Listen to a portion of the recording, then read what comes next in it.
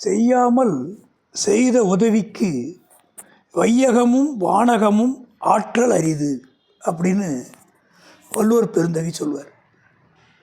நம்ம ஒன்றும் பெருசாக உதவி செய்யாமல் இருக்க, நமக்கு ஒரு பெரிய உதவி ஒருத்தர் செய்யும்போது அதற்கு ஈடு இணையாக ஆகாயத்தையும் பூமியும் வச்சா கூட ஈடாகாதுன்னு அற்புதமாக சொல்வார். என்னுடைய பள்ளிக்கூட தோழர் 1ஆவதுலேருந்து 10ஆவது வரைக்கும் ஒன்றா படித்தோம். சொந்தக்காரர் கூட என்னுடைய பெரியப்பார் பையன். அவருடைய மகனுடைய திருமணத்துக்கு கான்பூரில் சீரும் சிறப்பும் நடந்தது. அதுக்கு என்னுடைய குடும்பத்தை சென்னையிலேருந்து கான்பூர் வரைக்கும் அழைச்சிட்டு போயிட்டு திருப்பி கொண்டாந்து விடுறது, விமான செலவு உள்பட எல்லாத்தையும் ஏற்றுக்கிட்டு செஞ்சார். எல்லையில்லாத நன்றியை சொல்ல கடமைப்பட்டிருக்கேன். கூட பிறந்த சகோதரனே 100 ரூபா செலவு பண்ண 100 தடவை யோசிக்கிற இந்த காலத்தில் இவ்வளோ பெரிய உதவி செய்கிறதெல்லாம் மனசு வரணும். அவருடைய ஒரு அற்புதமான ஒரு வாசகம், எனக்கு பிடிச்ச வாசகம் ஒன்று உண்டு. ஒரு முறை அவர் என்கிட்ட பேசும்போது, இருக்கிறதுனால மதிப்பு இருக்காது, எப்பயுமே கொடுக்கறதுனால தான் இருக்கும்னு சொல்லுவார். உங்ககிட்ட எவ்வளோ இருக்குன்றதுனால உனக்கு மதிப்பு கிடைக்காது, நீ எவ்வளோ கொடுக்குறேங்கிறத வச்சு தான் உன்னுடைய மதிப்பு உலகத்துக்கு தெரியும் அப்படின்வார். அந்த பெருந்தன்மை செய்யணுங்கிற அந்த எண்ணத்தோடு செஞ்சார். அந்த திருமணத்துக்கு சென்னையிலேருந்து ஒரு 25 பேர் போயிருந்தோம். குழுவாக பிரிச்சுருந்தாங்க. அதில் ஒரு 7 பேர் குழுவில் நாங்கள் இருந்தோம். காலையில் 6:15க்கு மீனம்பாக்கத்துலேருந்து இண்டிகோ ஃப்ளைட்டில் அயோத்தியா போகிறது பிளானு. அப்போ சென்னையிலேருந்து ஹைதராபாத்து போய் ஹைதராபாத்லேருந்து அயோத்தியா போகிறது.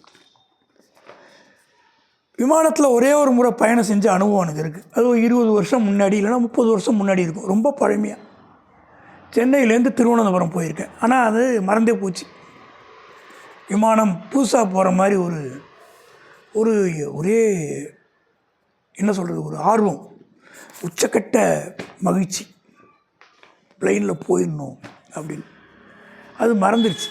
அல்வா 60 வருஷம் முன்னாடி சாப்பிட்டு இப்போ அல்வா எப்படி ஞாபகம் இருக்கும், அந்த மாதிரி சிலர் நினைக்கக்கூடும். ஏன்னா ஏரோப்ளேன் பயணம் ஒரு பெரிய விஷயமா, அதே நிறைய பேர் என்கிட்ட சொல்லியிருக்காங்க, அது அலுப்பாகி போச்சு எங்களுக்கு போயின்னு. அதாவது சிறு வயதில் ஆகாயத்தில் ஒரு விமானம் பறக்கிறத பார்த்து குதித்த காலம்லாம் உண்டு. அதில் ஏறலை, பார்த்தே மகிழ்ச்சியான காலம் உண்டு. நமக்கெல்லாம் இது கிடையாதுப்பா அப்படின்னு நினச்ச காலம் ஒன்று உண்டு. எதிர்பாராத விதமாக திருவனந்தபுரத்துக்கு ஒரு தடவை போய் வந்த ஒரு அனுபவம் கிடச்சிருச்சு. ஒரு திருப்தி, இவ்வளோதானா அப்படின்னு. போகும்போது மேகமூட்டத்திலே போச்சு, இருட்டில் போன மாதிரி ஞாபகம் எனக்கு. அதனால் அந்த பயணத்தை முழுமையாக என்னால் அனுபவிக்க முடியல, மறந்தும் போயிடுச்சு. இந்த பயணம் எனக்கு முதல் பயணம் மாதிரி கிட்டத்தட்ட. அவர்கிட்ட ஃபோன் பண்ணி ரொம்ப நன்றி, எனக்கு ஒரே ஆர்வமாக இருக்குது, சந்தோஷமாக இருக்குது அப்படின்னேன். காலையில் 6:15 மணிக்கு ஃப்ளைட்டு. அவர்கிட்ட தெளிவாக சொல்லிட்டாரு, நீங்கள் 1 மணி நேரம் முன்னாடி போயிருங்க, செக்இன்லாம் இருக்கும், லேட்டாக போனால் ஒம்பாயிரும் அப்படின்னாரு. நான் அந்த மாதிரி நெருக்கடிலாம் வரக்கூடாது, 4 மணிக்கு கிளம்பிட்டேன். 4 மணிக்கு கிளம்பி காரில் ஏர்போர்ட்டுக்கு போயாச்சு. 5 மணிக்கு கிளம்பி போயிட்டேன். ரொம்ப சேஃபாக போயிட்டேன். இந்த பேக்கேஜி செக்யூரிட்டி பண்ணுறதெல்லாம் பார்க்குறது நல்லா ஆச்சரியமாக இருந்தது. பெரிய சூட்கேஸ் எல்லாம் தனியாக நம்ம குரூப்பில் இருக்கிறவங்க மொத்தமாக போட்டு நேராக அயோத்திக்கு அனுப்பிச்சிடுறாங்க. ஹேண்ட்பேக் வரைக்கும் செக் பண்ணுறாங்க. அப்போ செக் பண்ணும்போது கையில் இருக்கிற வாட்ச்சு, இடுப்பில் இருக்கிற பெல்ட்டு அதை கூட வச்சிடணும், phone, earphone, charger, A to Z கேட்டி வச்சிடணும். பேகு அது தனியாக செக்கிங் ஆகி வருது. நம்மளை ஒரு போலீஸ் அதிகாரி உடம்பு ஃபுல்லாக செக் பண்ணுறாங்க, ஏதாவது இருக்கான்னு. அது இராணுவமாக போலீஸான்னு தெரியல. அவங்க ஃபுல்லாக செக் பண்ணிவிட்டு நம்மளை உள்ளே அனுப்புகிறாங்க. போனால் அந்த பேக்கேஜிங் வரதில் எந்த பிரச்சனையும் நேராக வந்துடுது. ஏதாவது டவுட் இருந்தால் அதை எடுத்து தனியாக வருது, அதை எடுத்து அதுலேருந்து என்ன இருக்குதுன்னு ஃபுல்லாக செக் பண்ணுறாங்க.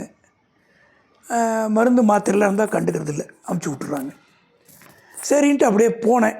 அப்படி உள்ளே போகும்போது ஒரு காப்பி சாப்பிட ஒரு ஆசை வந்தது. என்ன 10 ரூபா 20 ரூபா மேலே இருக்கும், பரவாயில்ல ஒரு காஃபி சாப்பிட்லாம் ஏர்போர்ட்லன்னு ஒரு காஃபி விலை எவ்வளோன்னு கேட்டேன். 225 ரூபா சொன்னாங்க. அந்த ஏரியாவே நமக்கு வேணான்னு ஒரே ஓட்டம் பிடிச்சி உடையாந்துட்டேன். அவ்வளோ விலைவாசி அங்கே அதிகமாக தான் இருக்குது. இருந்தாலும் அந்தந்த இடத்துக்கு அந்தந்த வேல்யூ. சரின்ட்டு இப்போ ஃப்ளைட்டுக்கு போகணும்.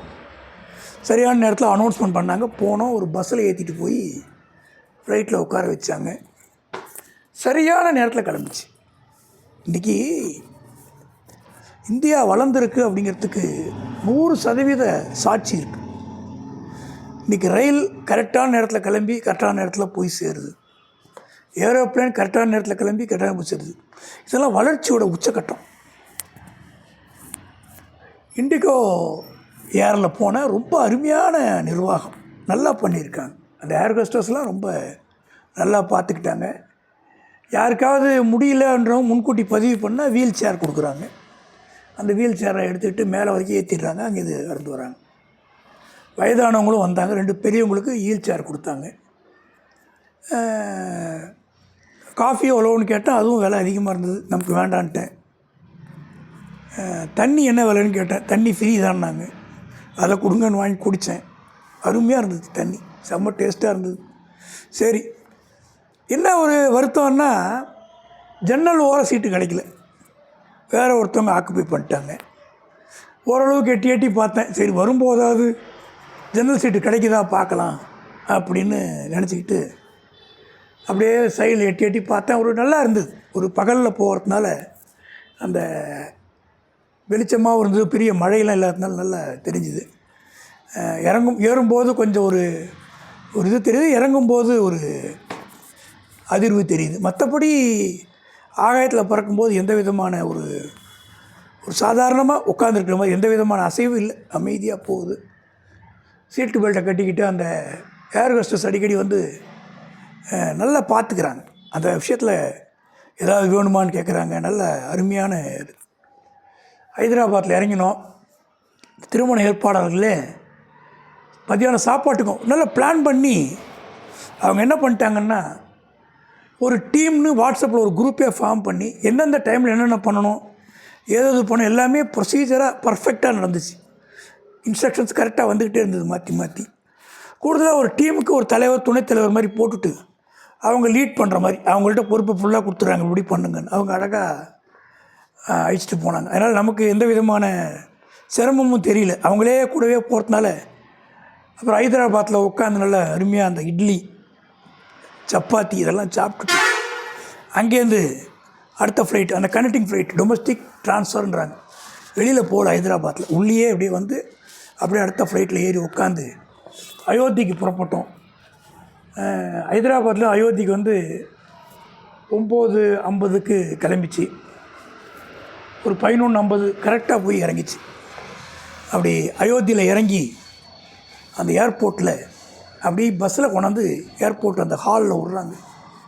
அப்படி நுழையும் போது அங்கே பார்த்ததை மேற்கொண்டு சொல்கிறேன்.